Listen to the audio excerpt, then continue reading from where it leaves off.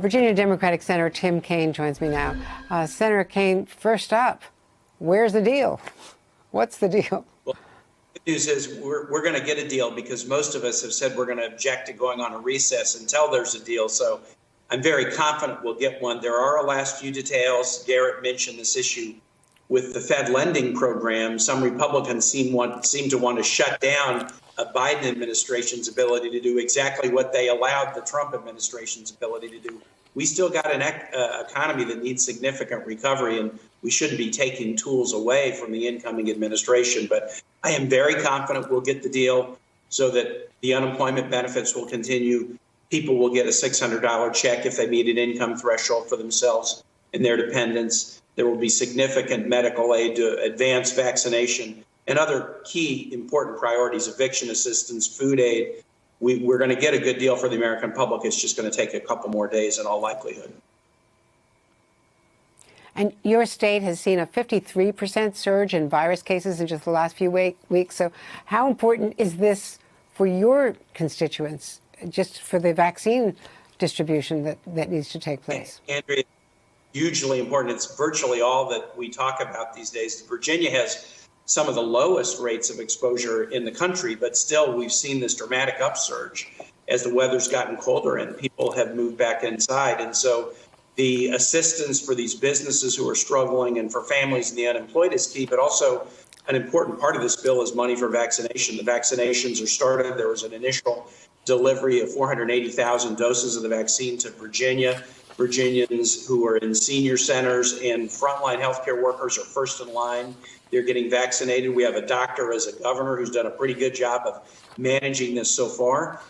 So we can see some light at the end of the tunnel with the vaccine, but what the relief bill is about is just getting us there, getting us the resources that we need through the end of the first quarter of 2021.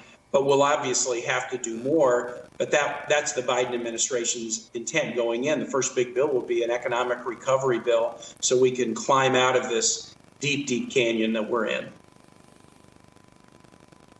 And we still have not heard a word from President Trump about the alleged Russian hack that is far more extensive than had previously been thought, initially been thought.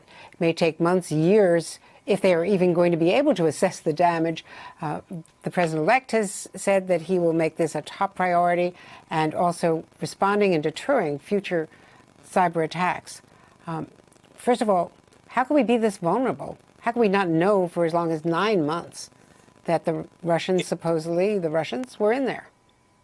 Andrea, it's outrageous. We've invested billions of dollars to protect our critical infrastructure from cyber attacks, but the administration isn't even really briefing Congress about this. You're not going to get a straight answer out of them. And as you pointed out, not only has the president not said a word about this, just like he hasn't said a word about that we're setting new greater death tolls every day from COVID, but he's threatening to veto the defense bill that's on his desk, a bill that includes a significant set of bipartisan agreements on improving cybersecurity. The Armed Services Committee's commissioned a bipartisan commission called the Solarium that dug deeply into our cyber vulnerabilities and made dozens of recommendations about how we could be stronger as a nation.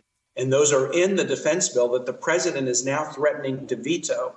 Why he continues to want to, carry the brief for Russia or refuse to challenge or attack them when they have attacked our country is a subject that I hope we'll understand one day. But I don't think we can count on this administration to try to keep us safe between now and January 21 on this issue. It's going to be on the Biden administration to do it. They're putting a good national security team on the field that is competent and understands that you can't let an adversary rummage around in your critical infrastructure. Hey there, I'm Chris Hayes from MSNBC. Thanks for watching MSNBC on YouTube. If you want to keep up to date with the videos we're putting out, you can click subscribe just below me or click over on this list to see lots of other great videos.